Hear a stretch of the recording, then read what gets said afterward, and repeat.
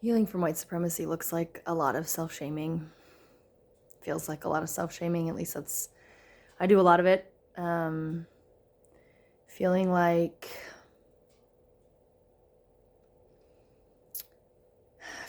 when I say something, around justice or equity or inclusion, and I get gaslit in response, right? Which is basically like I get people like lying to me and telling me, essentially, like gaslighting, right, is like telling me that my reality isn't real, right? So when I push back on folks doing performative things or doing nothing, I feel like a lot of times I get gaslit after that. And so, and I've been on this personal journey for for 10 years. I do this work professionally, and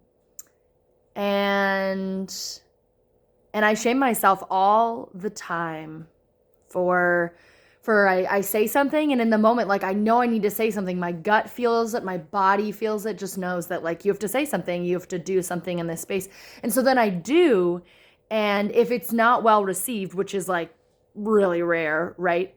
Then whenever that interaction is over with, I get in a shame spiral that I'm being dramatic, that I didn't really understand what was happening, that that person is like older, stronger, better, more knowledgeable, like whatever the excuses that I tell myself for their ignorance. Yeah, I just shame myself for it. And as someone who's been doing this work for so long, it still happens all the time. And so healing from white supremacy looks like shame spirals. And the key is, man, I don't know what the key is. You let me know when you figure it out too. But there's a variety of coping mechanisms, I guess, I use for those. And I think one of the most, yeah, I think it just totally depends on where I'm at in that shame spiral, right?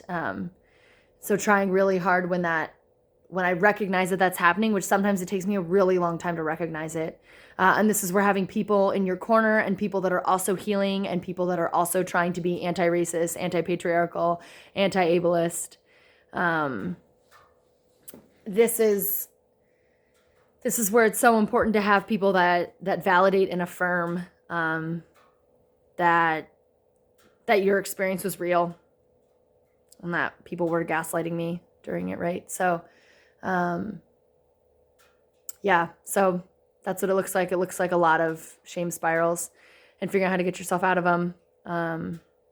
Some days are better than others.